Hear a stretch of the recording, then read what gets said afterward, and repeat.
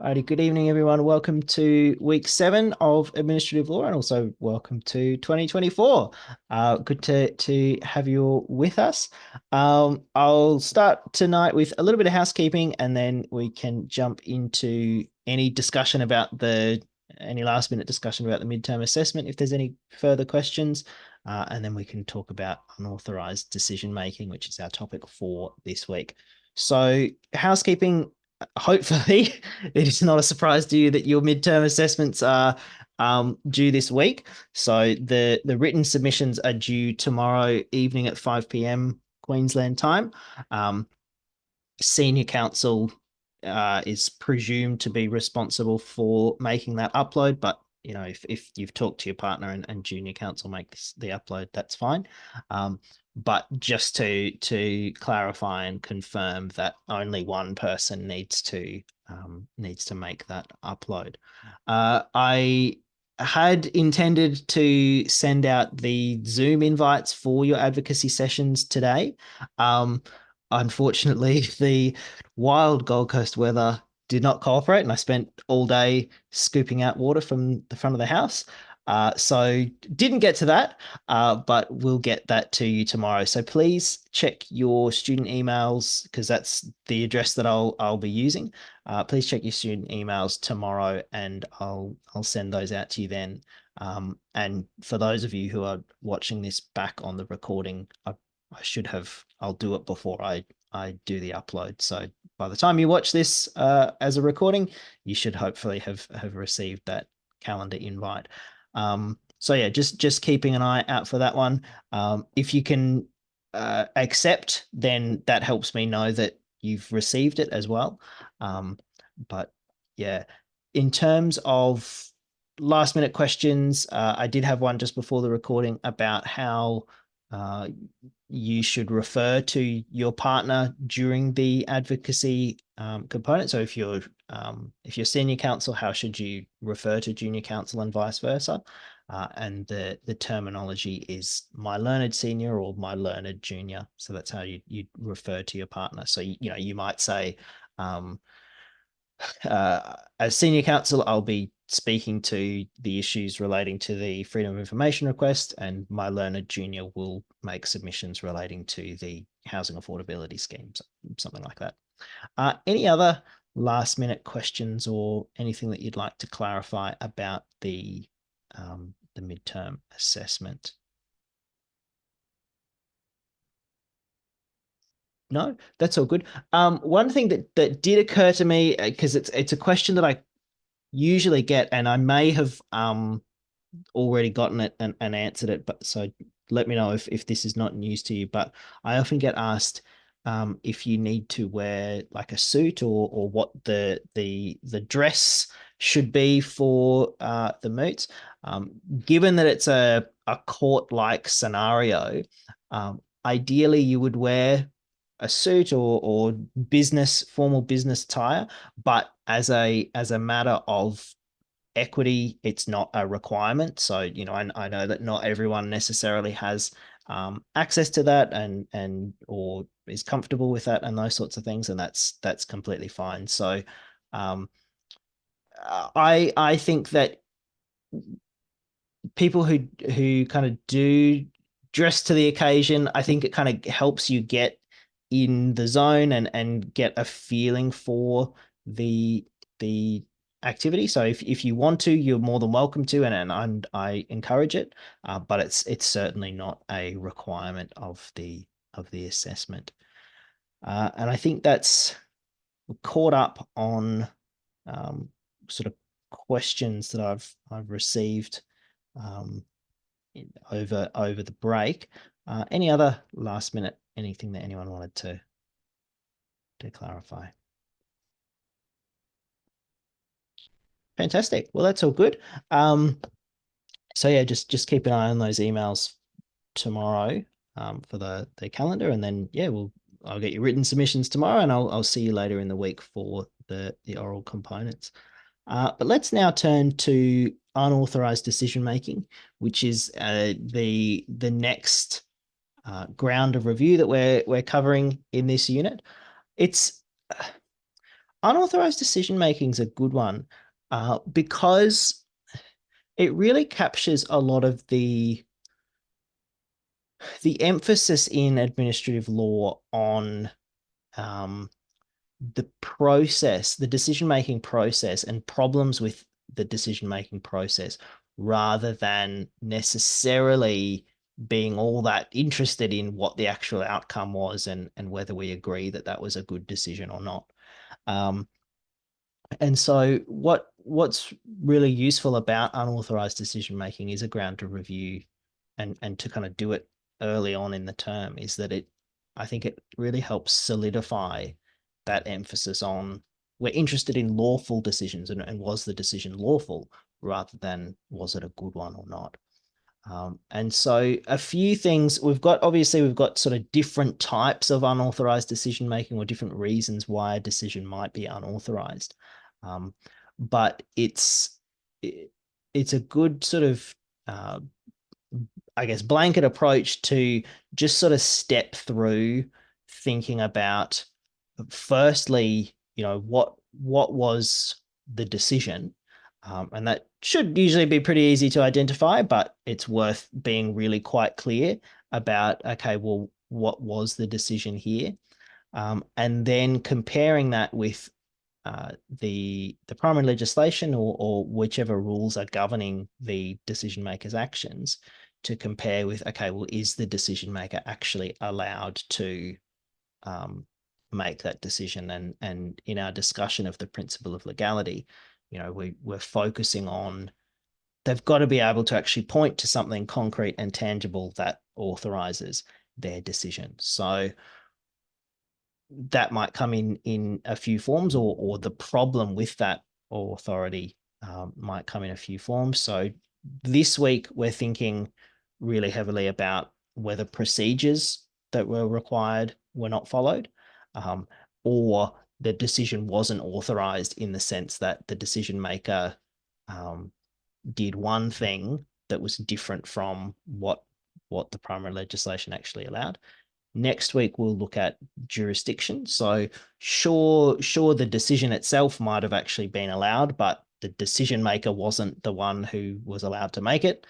And then in week 9, we will look at the decision not being made for the purpose for which the power was granted, which is another form of unauthorized decision making. So we spread this out over a few weeks, and the reason for that is that there's um, it's a little bit dense and there's a fair bit to get your heads around, but stepping it through is um, is really important. So what I'd sort of suggest is firstly noting, okay, well, what's the decision maker allowed to do versus what is the decision maker required to do? Does the primary legislation spell out different allowances or different requirements? Um, Secondly, looking at whether there are any procedural elements. So, does the primary legislation set out a particular process or a particular set of procedures that need to be followed? And then actually going through and thinking about um, some of the detail of, okay, well, is this procedure mandatory or optional? What were the intended consequences of not following it? All these sorts of things. Did the decision maker actually follow it, or was there a problem? All those sorts of things come after a fundamental or foundational examination of okay, well, what does the primary legislation say the decision maker is or and is not allowed to do? So just it seems really basic, but it's one that, especially in the stress of an exam scenario, um, there's a temptation, I think, to dive in too quickly. But this is a topic where you really benefit from just taking a step back to begin with and just really just outline for yourself what's the process, what's allowed to be done, and is that in fact what's been done or not, and just sort of slowing your thinking down is what I'd suggest. Any questions about unauthorized decision making in general before we get to tonight's tutorial questions.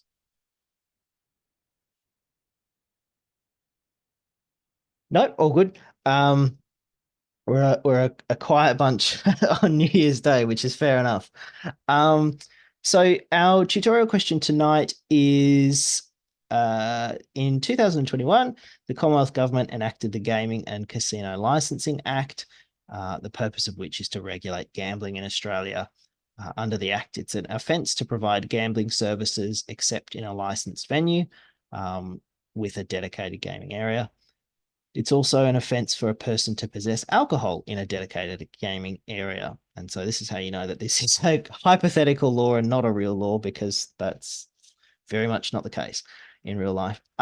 So the Act establishes a gaming licensing authority whose function it is to administer the Act, make licensing and disciplinary decisions, and generally ensure that the requirements are being complied with. Applications for licenses are made under Section 10. Under Section 18, the authority may grant a license unconditionally or include conditions or refuse to grant the license.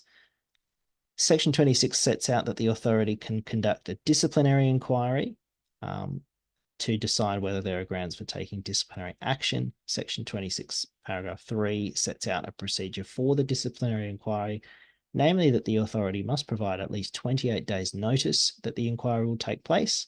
And Section 26.4 states that officers of the authority conducting that inquiry may announce themselves to the venue, but they're not required to do so.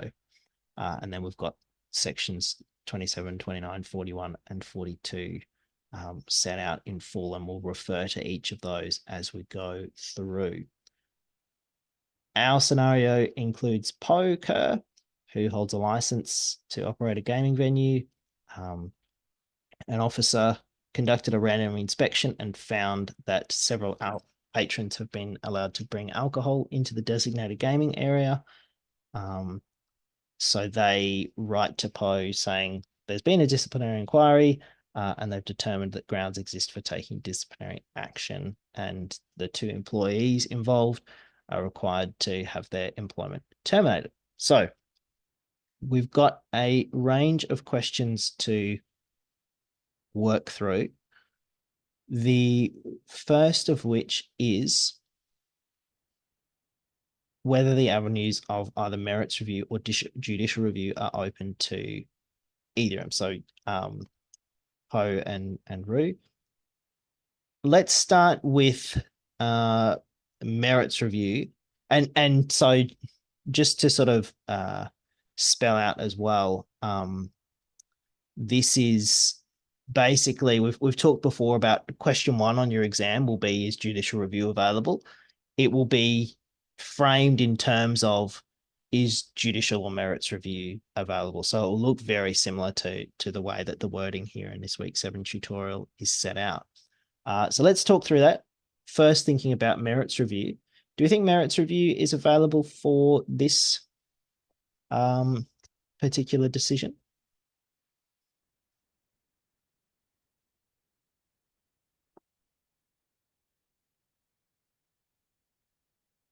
Yeah, under section 41, it says, I think, is it section 41? Yeah, it goes over the page. Looks like it's still part of subsection C. 41C says the applicant or the licensee or the person concerned may apply to the AAT for review of the decision. So, you are very right that that's what section 41C says. on the are you on the basis of? Well, so here's my question, right? Yeah. Can I say, I think it's judicial review because it's for the courts. It's more of it, they've been charged and convicted. So it's to do with the law, and it's not just an administrative decision that needs to be reviewed. That's not quite the basis for that. So our base position is that judicial review of an administrative decision will be available with some limited exceptions like exclusions under the ADJR Act or privative clauses and things like that. But for the most part, we're operating in a scenario where judicial review will be available. Merits review, as we've discussed, kind of layers on top of that with if the primary legislation in conjunction with Section 25 of the AAT Act allows for merits review, then we've got merits review available on top of the judicial review pathway. So here's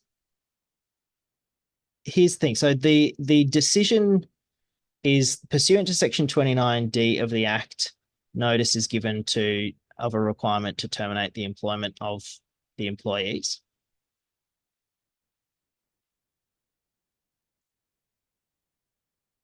So that's 29D, require the licensee to comply with a requirement specified by the authority within or for a specified time.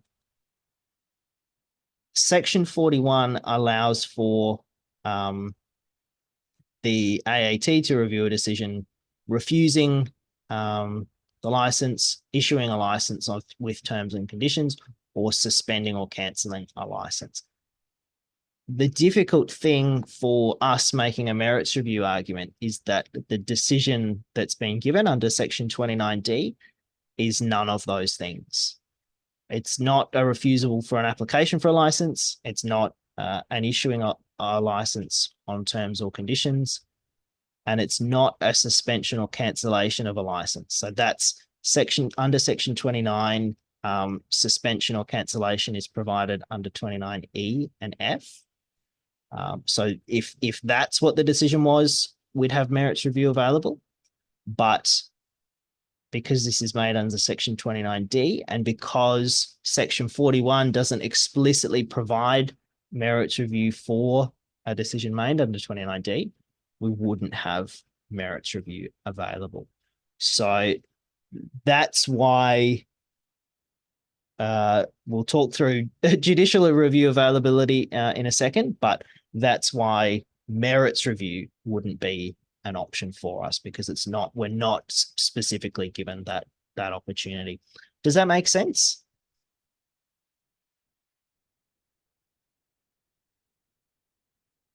So merits review is a bust. Judicial review. What are we thinking about in terms of judicial review? What are the main steps and things that we need to be satisfied of?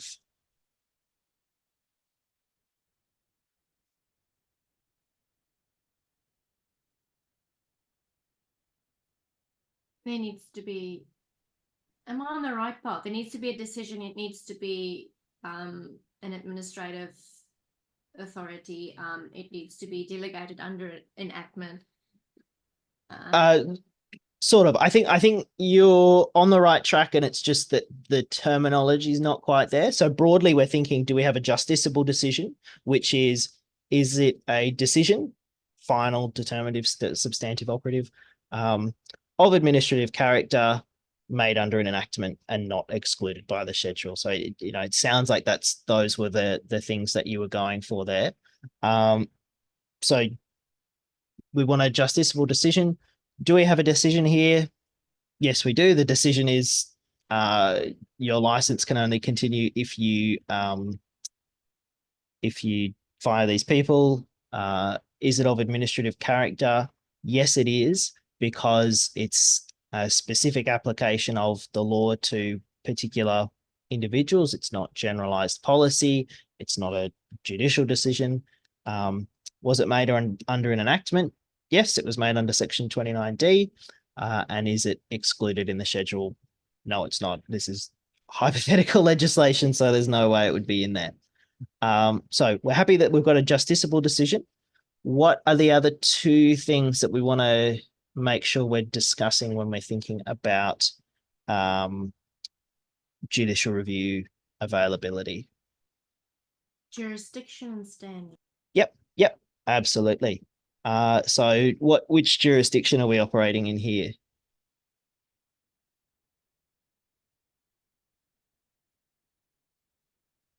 Commonwealth jurisdiction, so it'd be the federal court. Fantastic. And would Poe and or Roo have standing?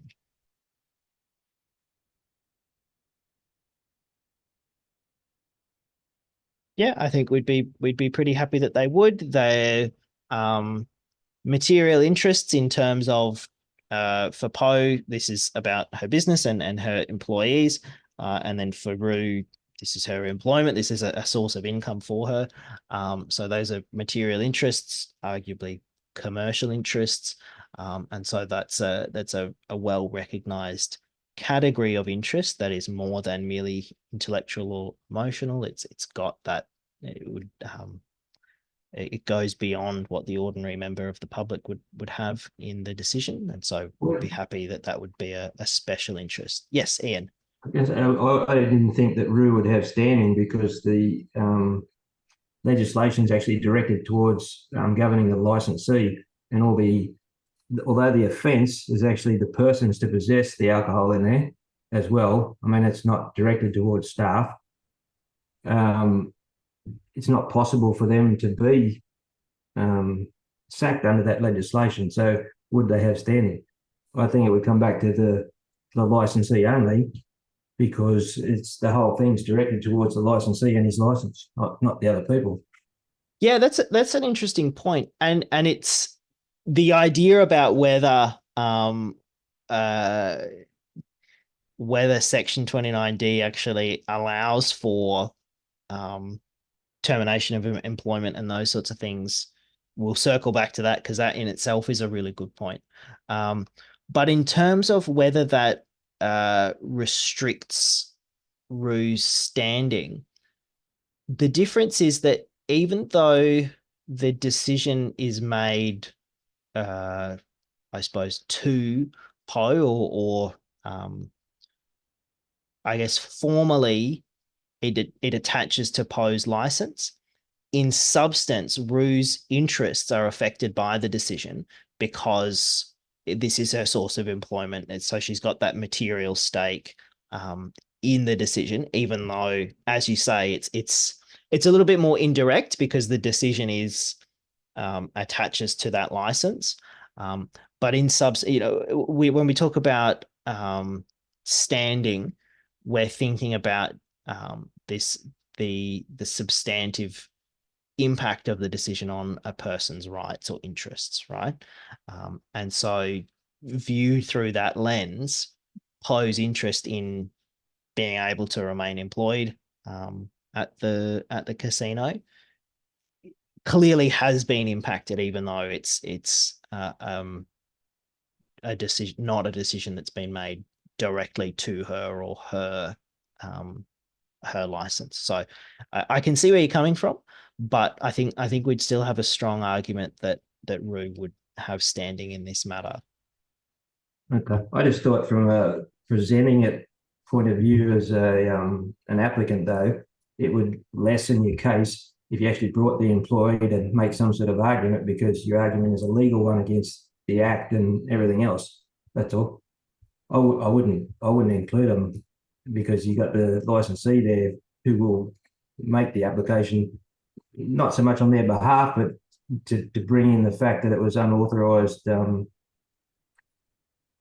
decision making. So therefore, they have no standing. But it would weaken my case. I would think that if you bring the employees in there to try and make a case, it's sort of half defeated what you want to argue, that it doesn't even include the employees.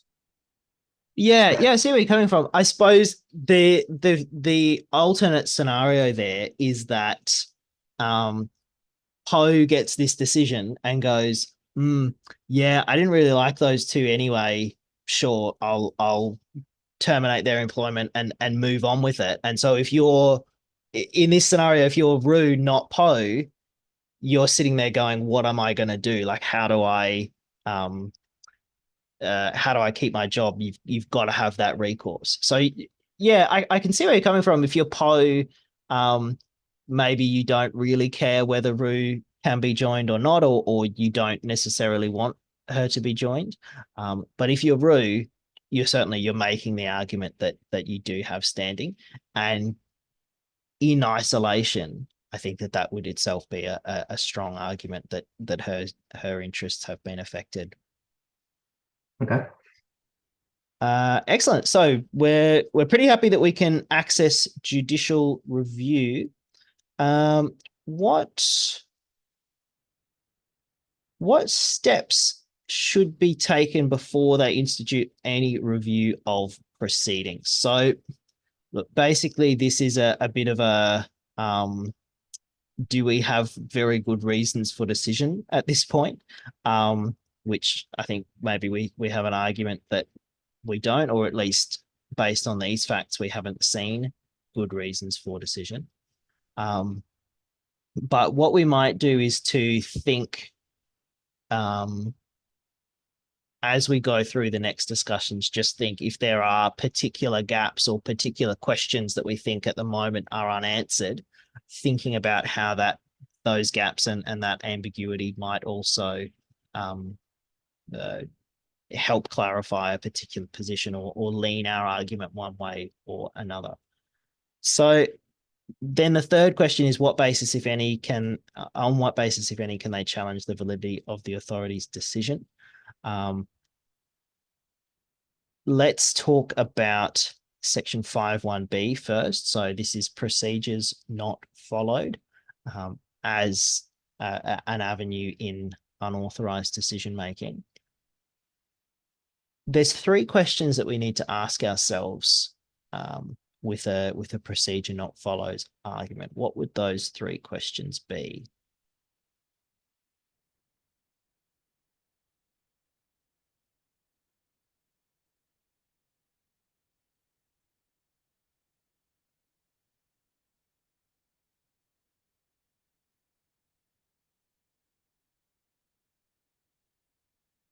So these are so in the chat, applications, decision-making steps, and post-decision steps. It's not the answer I had in mind. So these are 3 questions that we're asking ourselves from Project Blue Sky.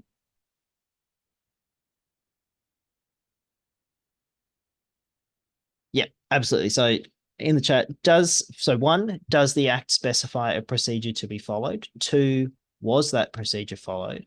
And 3, is it a purpose of the statute that an act done in breach of the procedure be invalid? So, first question, are there any procedures in the Act that are set out that need to be followed?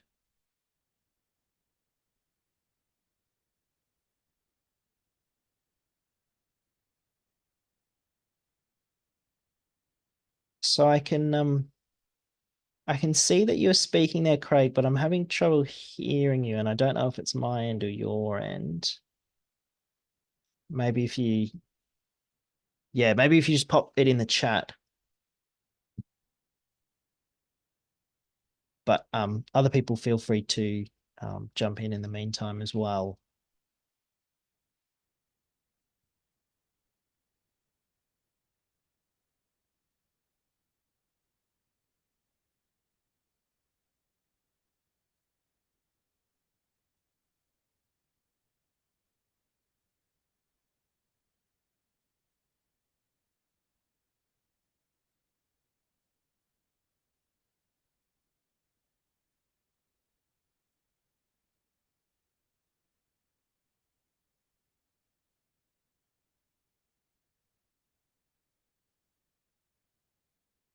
So what we might like to be thinking about is section 26 of the Act.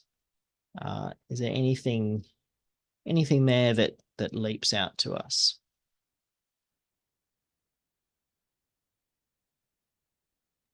Like 26.3 that sets out the procedure for the disciplinary inquiry. They have to provide the 28-day notice if they've done that. And then conducting the inquiry may announce themselves or not. I mean, I'd be asking disclosure, I suppose, at that point on what evidence they have that the people were in there with alcohol, and what evidence do they have that those staff members allowed them to be in there or had knowledge of them in there? Or Yep, absolutely. So in terms of the procedural elements, there's the two things. There's one, the 28-day notice is required, and then two, the officers may announce themselves at the venue when they conduct their inspections. So do we? And so sorry, go ahead, Ian. I was just going to say the other big thing that's missing out of the legislation is their right to enter and their right to retain evidence. I mean, if it's on footage and they ask for it and they decline, I mean, it should really be spelled out what their powers or rights of entry are into the actual thing to conduct the inquiry. They're sort of absent. Yep. So in terms of gaps around while conducting the disciplinary inquiry, what can the officers do or not do in terms of evidence collecting and making investigations and those sorts of things? Yeah, that's a good point. So I suppose we've identified something that has to be done, something that can be done, and then a pretty important gap or silence in the legislation as well. Do we know, based on the facts, whether the 28-day notice was given?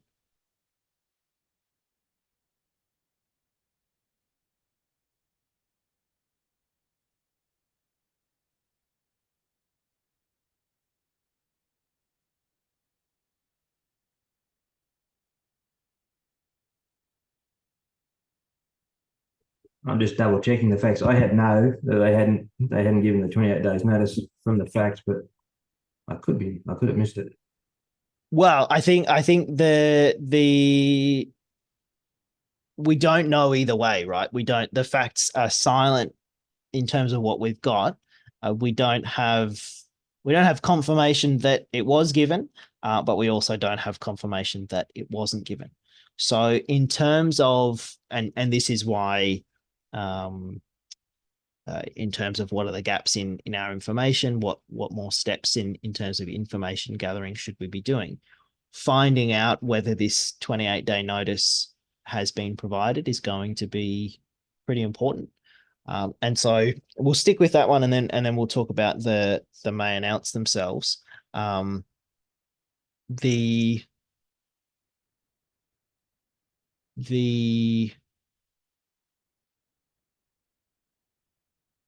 let's say that it wasn't given, and it's not mentioned in the fact because the notice wasn't given.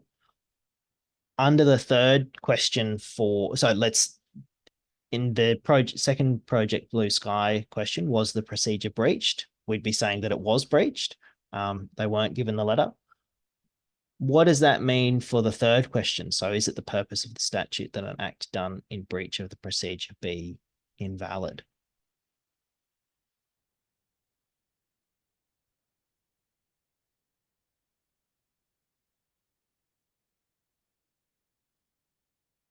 Well, it would be considered invalid if they've breached the second thing. It doesn't meet the purpose.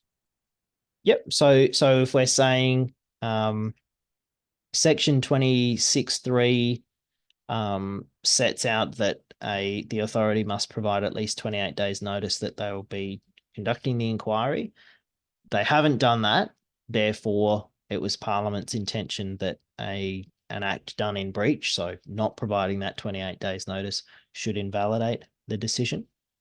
I think that's a solid conclusion, and I think that we'd have a good argument.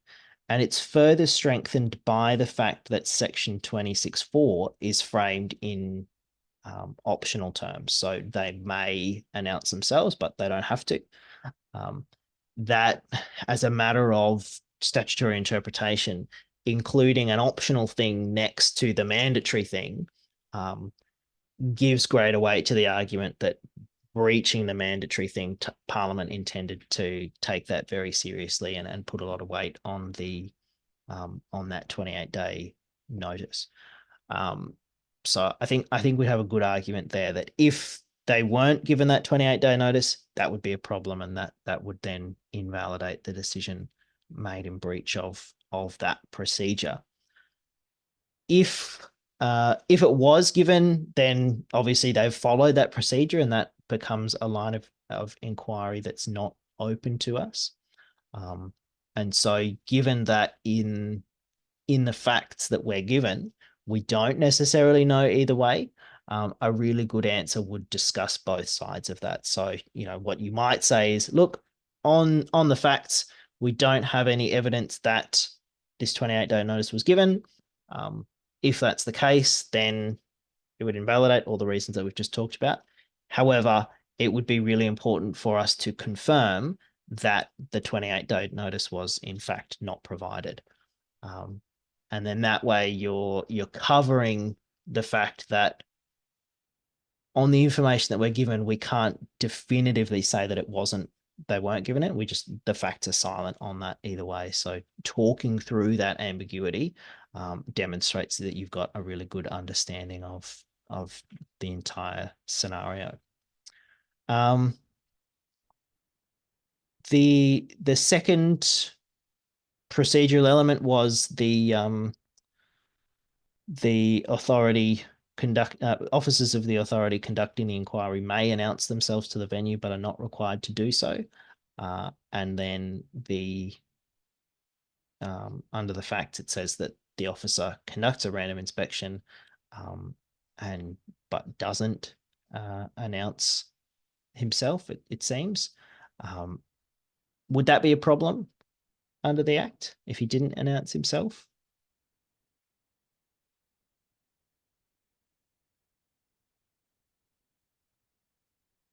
No, because he's got a discretion. Yep, absolutely. No, that's all good. So in terms of one of the elements of unauthorized decision making that we've been thinking about, so procedures not followed, we've got probably a reasonable argument in terms of the 28-day notice. If it wasn't provided, we've probably got a pretty strong argument that the decision should be invalidated or the decision was not authorized on that basis. But we do just need to confirm that that little kernel of fact just in case. In terms of other types of unauthorized decision making, next week we'll be talking about jurisdictional error or the decision maker not having jurisdiction to make the decision. So we'll revisit this scenario in the first part of next week's tutorial, and look at this scenario through that lens as well. But we'll skip that for now. Our final question for tonight, and it attaches to a different, I suppose, idea around unauthorized decision making. Does the power to take disciplinary action contained in Section 29 include the power to require the termination of an employee? What do we think about this one? So Section 29D says the authority may require the licensee do one or more of the following. The authority may do one or more of the following: require the licensee to comply with a requirement specified by the authority within or for a specified time. Do we think that covers requiring the licensee to terminate employment of employees? I think, Ian, you said before you thought probably not. Did you want to maybe kick off our discussion with a bit more of why you think that, if that is what you think? Yeah, no, I definitely do. Even though you could read into it, if you only read 29D by itself, it's still against the licensee. It's not against the staff, for one thing. So that's not following the legislation's purpose. And then it says under Section 29, on the grounds of taking disciplinary action, what they can actually do, A through to F, and there's nothing to do with cancelling employees' employment. So, Okay. Yep. So focusing on the idea that that because 29D, well, all of 29 attaches to the license and the licensee, that the decision maker shouldn't be able to make decisions about other people like employees. Um, is that a fair summary of that argument?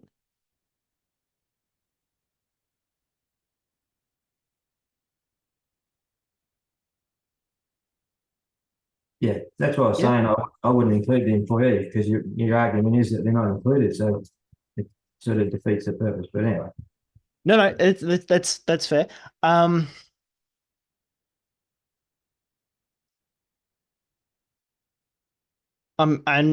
mostly being devil's advocate here. Let's say, uh, the Gaming Casino Licensing Act also provides that that all casinos have to have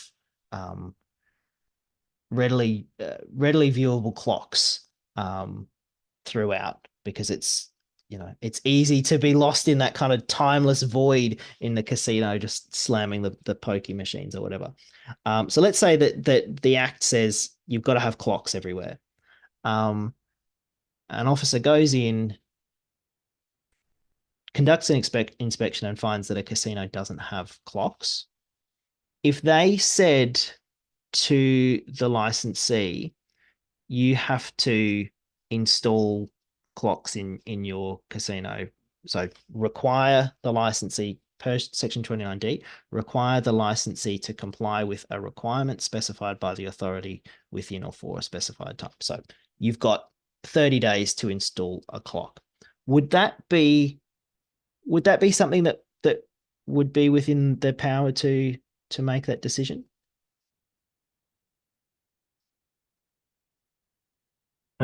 firstly, it doesn't say that they have any right there to instigate an investigation. It's sort of like they're only answering to the complaint, and then they can start a disciplinary inquiry. So you would say that they're not following their procedures if they've gone in there and said there's no clock and you need to do this.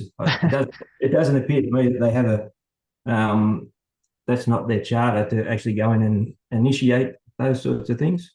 It's really Okay. Let's say that they have followed all the procedures and everything else. Just focusing on the scope of Section 29D and what it does and doesn't allow. Would you've got to put in these clocks by 30 days? Would that be? Do we think that that's something that would be allowed under 29D? If it's referred directly to the licensee to correct it, yeah, I'd say yes. Okay, you've preempted me. I was going to say, what's the difference then? And so you're saying if the instruction is, you, the licensee, if you want to keep your license, you need to install these clocks, that's okay? If that's one of the requirements, yes, yeah. definitely. Okay. What's then different about you, Poe, the licensee, need to terminate the employment of these two employees? Because it's an unlawful action. Sorry, Craig first. Oh, sorry. I just said it because it's unlawful to do that, whereas requiring them to install clocks doesn't breach any other laws, but requiring someone to terminate someone's employee without grounds is unlawful. As in, like, under workplace, yeah, other and laws. that sort of thing. Okay, yeah. Okay. And then Ian, what were you going to say? I was just going to say, if it was written in the Act that they could enforce disciplinary action against the staff, then yes, you could run it. But unless it's a condition of the actual Act, as Craig's saying, that would come under Fair Work, not not this one. Yeah, yeah. Well, I'm really liking where this discussion is going. This is not the course this usually takes. So I do want to frame. I'm pushing you to be devil's advocate here. So yeah, don't be discouraged with this. I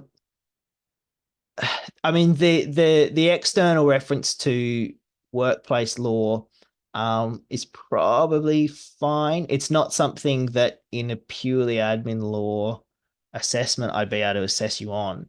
I mean, arguably because they've breached the alcohol the problems with you're not allowed alcohol in the venue and the employees have allowed that to happen.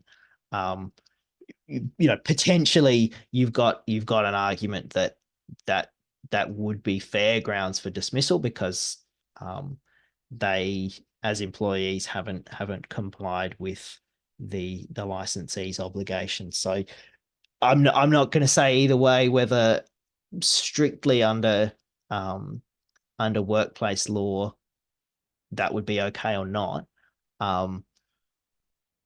But more broadly, the focus on there's no mention given to employment is a good one, and it's the difficulty with the argument is that Section 29D is worded really broadly. They, you know, all it requires is that the licensee be required to comply with something specified by the authority within or for a specified time. There's no reference in that language to you know, the requirement that's made of the licensee has to rectify the error that was raised during the disciplinary action, or you know, the requirement that's given has to focus on, I don't know, things that are mentioned elsewhere in the act or something like that. There's no explicit limits placed on what that requirement can be, which makes things a little trickier for us. The two things that we've got going in our favor are this. One, Section 29D also includes within or for a specified time. And this is just they have to terminate the employment of the following employees. So there's no time frame given in the instruction. So arguably, it doesn't comply with Section 29 because it doesn't have that time element. But we can also make a more creative argument around the principle of legality, which I think really more broadly is where Ian and Craig's arguments have been going, right? So foundationally, and we think about Chief Justice French's comments in Momcilovic and the Queen, the principle of legality provides to us that the authority for a decision has to be explicit. You know, the decision maker can only make a decision if they're specifically authorized to do so. And so that sort of puts the onus on the decision maker to say, see, look, I am allowed to make decisions about employment or about who can and can't be employed or continue to be employed, or I can make employment decisions. I can make your continued holding of the license conditional on these employees not being there or whatever.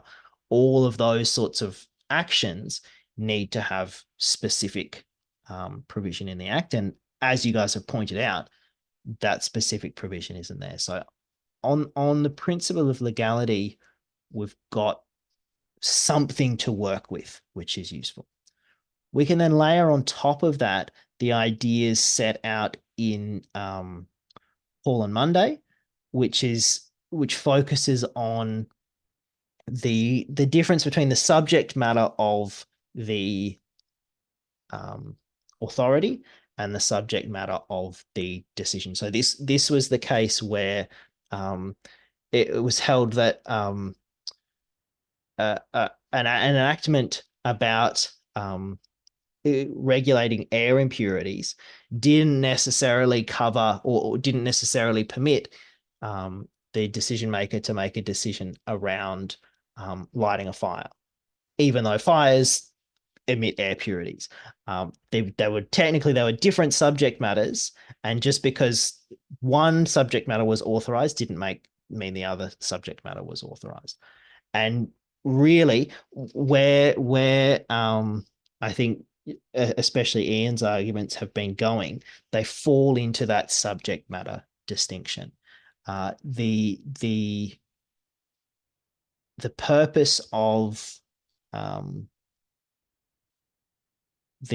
act is around regulating gambling, and requirements under Section 29 of the Act need to be targeted towards gambling, not employment. And so if we characterize the subject matter of this decision as this is an employment decision rather than this is a decision about gambling licensing and how gambling is conducted in Australia, then I think we've actually got a pretty good argument that we've got this gap between the subject matter of the authority and the subject matter of the decision.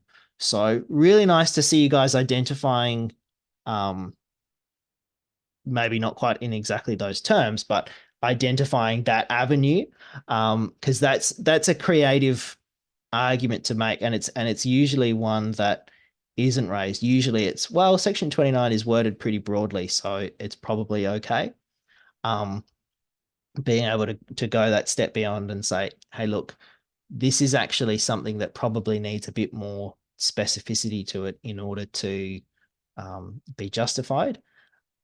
That's a really encouraging approach to be taking. So that's really great to see, and that's also why I was pretty keen to play devil's advocate and push back, because it's nice to be on the other side of that argument for a change.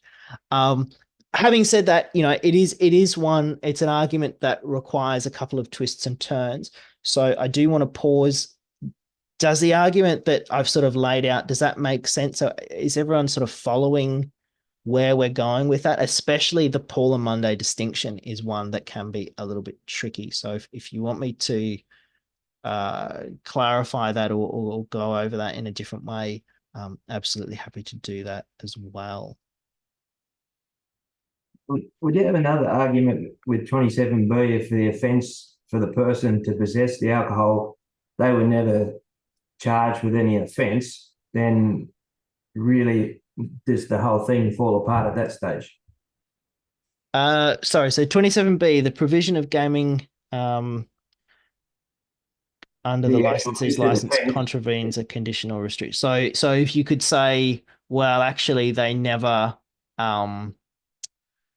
contravened the license in the first place, and so therefore they couldn't make the decision under Section 29 to impose a restriction. Yeah, they didn't have the grounds to initiate the inquiry at all. Save that thought. That will come up next week in terms of jurisdictional error. So thinking about when does the decision maker have jurisdiction or authority to make a decision, and when does that authority get triggered or pop up, and under what circumstances. So yeah, that's also an avenue that we'll think about next week. Any other questions or comments? Jacob, I was just wondering if you could explain, like in this case, we've been talking about the fact that it's not authorised by the Gaming Casino Licensing Act, so it's not authorised by the law. But could you explain why it wouldn't be ultra vires or beyond power, the difference between those two things? Well, they're sort of fundamentally they're the same, and the nuance, I suppose, is that ultra vires tends to be a more common law driven argument for the decision maker not having authority. So, ultra vires is Latin for beyond the power, right?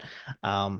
So an ultra vires argument at common law is essentially an unauthorized decision making argument under the ADJR Act. So, there's technically a bit of nuance between them, but fundamentally it's the same thing. So if you are arguing that the decision maker didn't have authority, they didn't follow the procedures, or they didn't have jurisdiction, or the decision itself wasn't authorized, in effect, you are arguing that the decision is ultra vires. Yeah. Thank you. No, that's all good. Yeah, any other questions? I only had that one question about the principle of legality in the Camden Chief Justice's comment. So if there's no excuse can be found or produced, the silence of the books is an authority against the defendant, and the plaintiff must have the judgment. So if you're taking the Commonwealth to task, and they, like I was saying, if it's not written in it, that's the thing you're looking at, that decision. Yes. So silence of the legislation, but that's the same thing. Yeah. So silence of the Camden's a UK case. The reason I referred to Mumsilovich is it's an Australian case, fundamentally referring to the same thing. But yeah, Camden is nice because it's a really nice and concise quote about the idea of the principle of legality. But yeah, absolutely, that's fine too. And yeah, it captures the essence of that argument, which is if the law doesn't specifically provide authority or authority for the decision, then that silence, that lack of authority, favors the person who's challenging the decision. So usually here we'd refer to them as the applicant. In Camden in the UK it was the plaintiff. Yeah, but I could understand that one. But when you talk about that's the Malkovich versus the Queen, I mean, that doesn't really say it's going to go to the applicant. It says that the Parliament will be held accountable to the electorate, which means you got to vote them out later on. It sort of doesn't give a presumption for the actual case. The yes and no. The idea is that, well, and I mean we're getting pretty deep on separation of powers and parliamentary sovereignty here, but the idea that Parliament, in enacting the legislation, will set out what the decision maker in the executive can and can't do, and if they don't provide specific authority for something when arguably they should have, that's when the electorate would hold Parliament to account. It's not the court's place to say, well, look, Parliament hasn't exactly provided for this, but we think it's a good idea, or we think most people would agree that they should have that authority, so we'll let them do it. That's not the court's role. They'll say, no, it doesn't. The law doesn't say it, therefore you don't get to do it. If that's a problem, it's up to the electorate to get Parliament to add that in or reword it or that sort of thing. So yeah, I can see what you're saying. It's not as pithy, but it's all coming back to the same idea. Okay, thank you. Fantastic. Any final questions or comments for the evening? Excellent. Alrighty. Well, thanks all for coming along on a New Year's Day, a public holiday of all days. And I'll see you all later this week for your advocacy submissions. So looking forward to seeing you all then. Thanks very much. Bye. Thank you. Good night.